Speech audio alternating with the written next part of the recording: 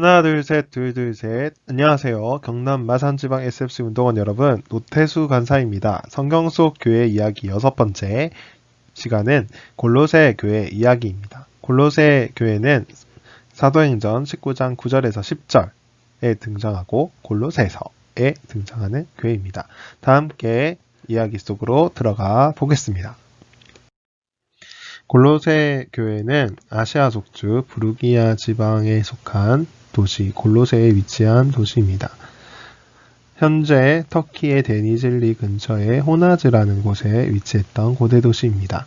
골로새가 언제 세워졌는지는 아무도 모르지만 주전 BC 480년에 골로새는 부르기아의 위대한 도시라고 불렸습니다. 로마 제국이 다스리던 사도 바울 당시에는 근처 라우디게아와 히에라볼리에게 주도권을 빼앗긴 작은 도시였습니다.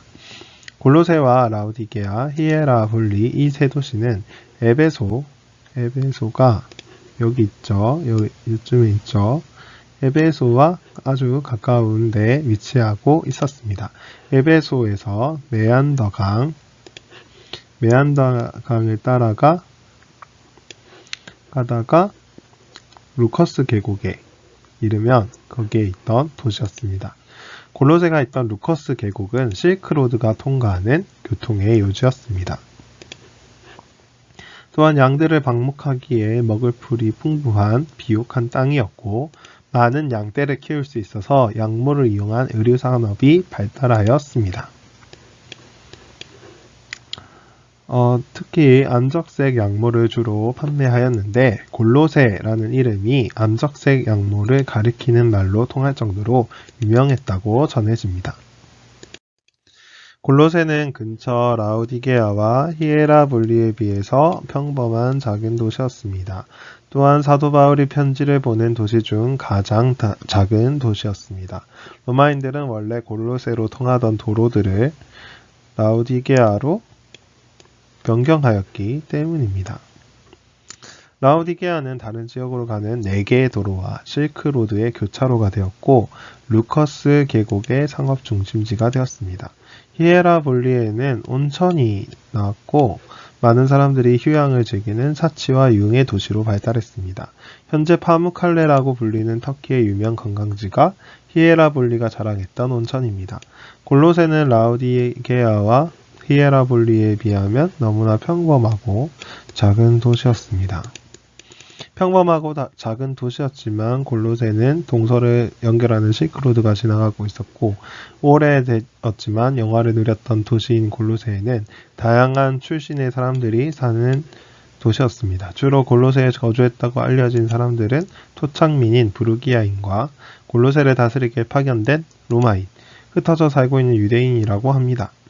갈라디아 사람들의 열정만큼은 아니지만 골로새 사람들도 동서를 다니는 많은 여행객들과 상인들을 통해서 다양한 종교와 철학을 들을 수 있게 되었고 그 안에서 혼합되기도 했습니다.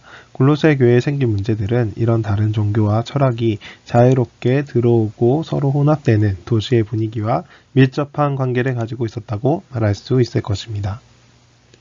골로새에는 다른 지역과 다른 특별한 종교적 관습이나 문화가 있었다는 사실을 발견할 수 없습니다.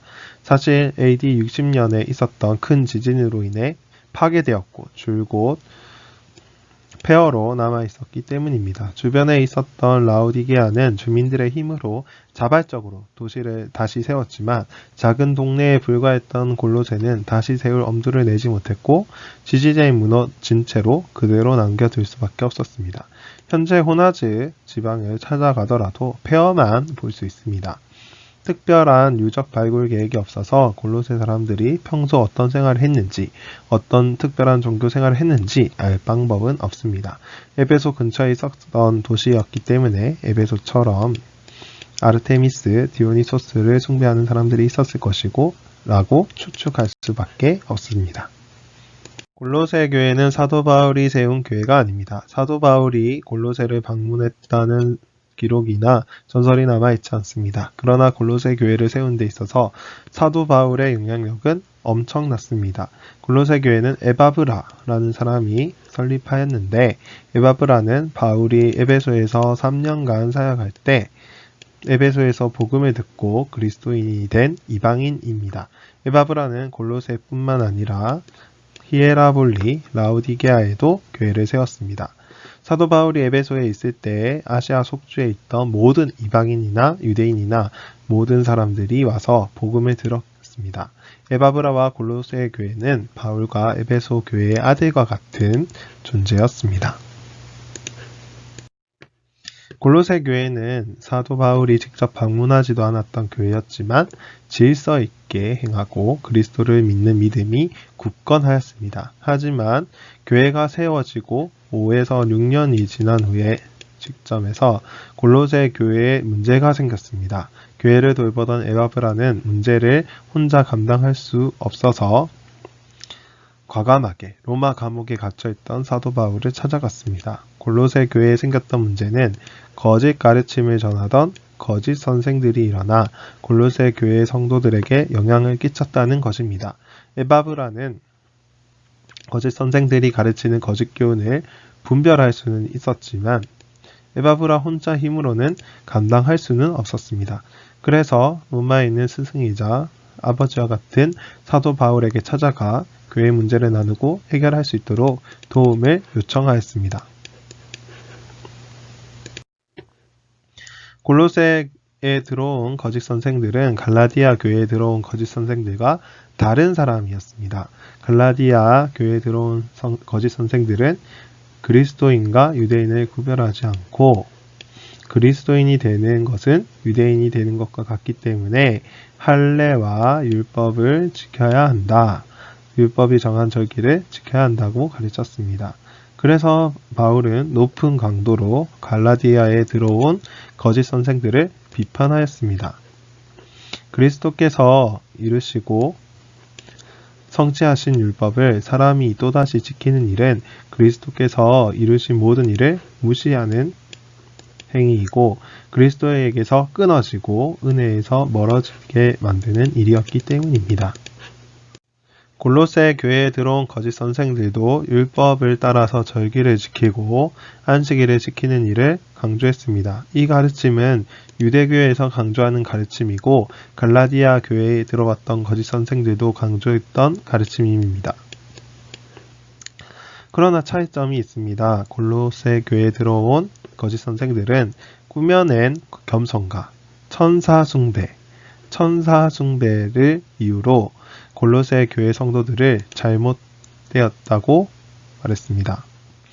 율법을 지켜야 한다고 주장하는 율법주의자들은 보통 할례와 절기, 안식일, 음식을 가려 먹는 규칙에 대해서 주로 얘기했습니다. 골로새 교회에 들어온 거짓 선생들이 주장하는 꾸며낸 겸손과 천사 숭배는 일반적인 율법주의자들의 주장과 굉장히 다릅니다. 골로새 교회에 들어온 거짓 선생들의 정체를 알기 위해서는 천사 숭배라는 것을 잘 이해할 필요가 있습니다.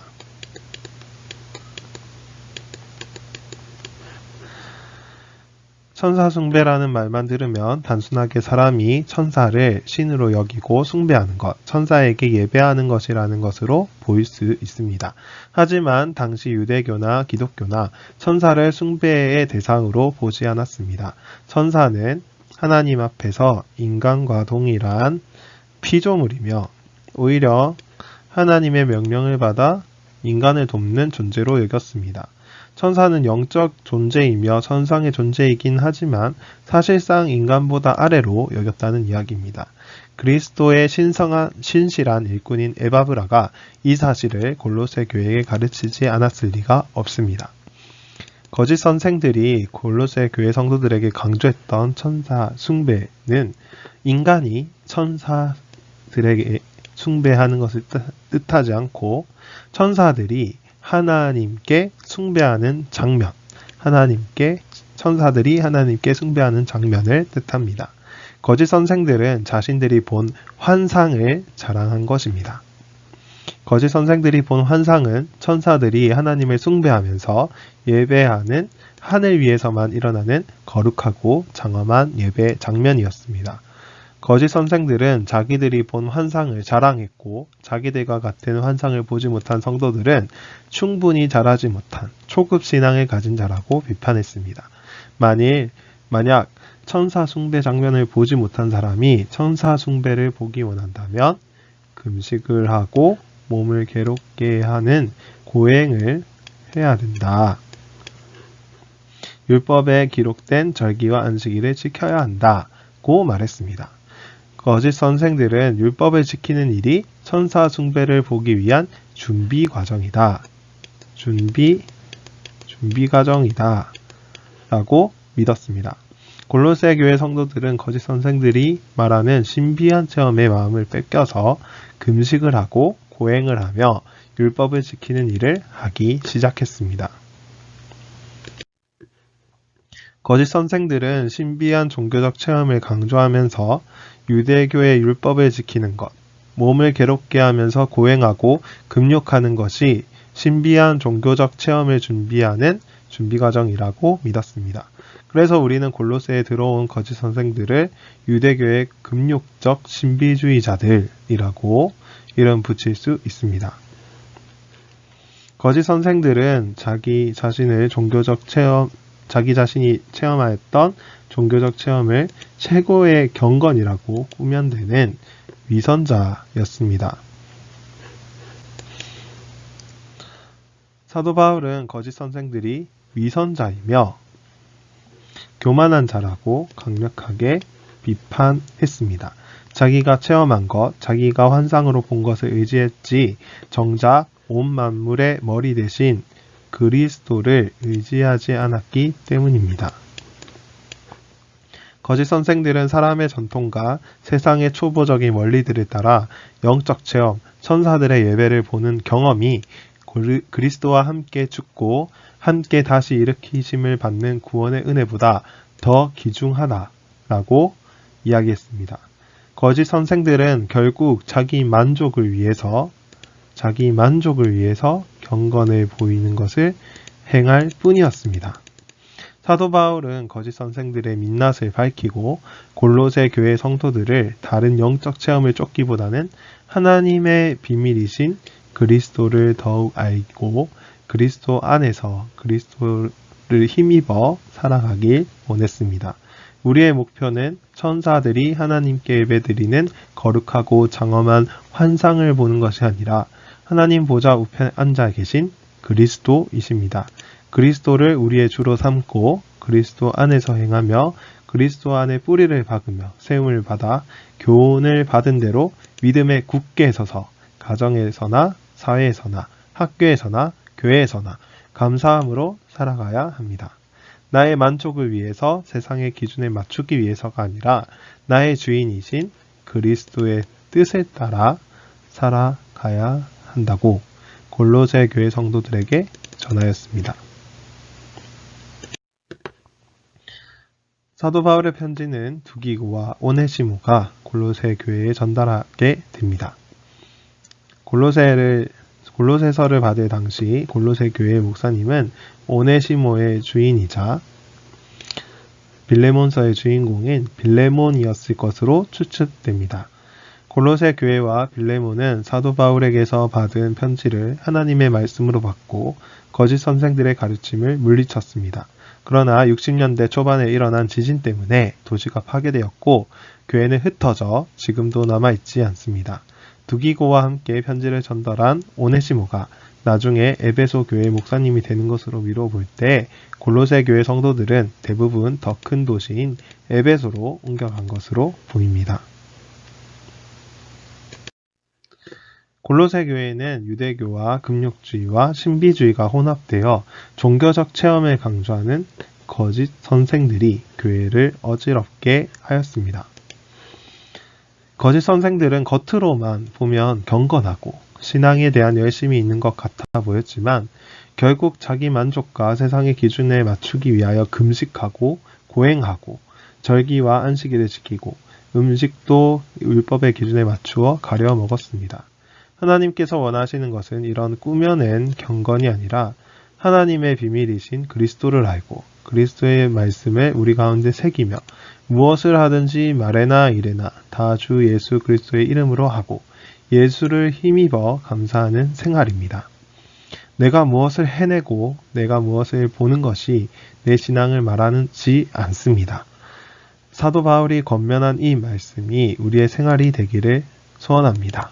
골로새서 3장 16절에서 17절 말씀입니다. 그리스도의 말씀이 너희 속에 풍성히 거하여 모든 지혜로 피차 가르치며 권면하고 시와 찬송과 신령한 노래를 부르며 또 무엇을 하든지 말에나 일에나 다 주 예수의 이름으로 하고 그를 힘입어 하나님 아버지께 감사하라. 아멘. 끝까지 강의를 들어주셔서 감사합니다. 이 슬라이드는 슬라이드고라는 사이트에서 제공하는 템플릿으로 제작되었습니다. 질문은 화면에 나와 있는 메일을 통해서 해주시면 감사하겠습니다.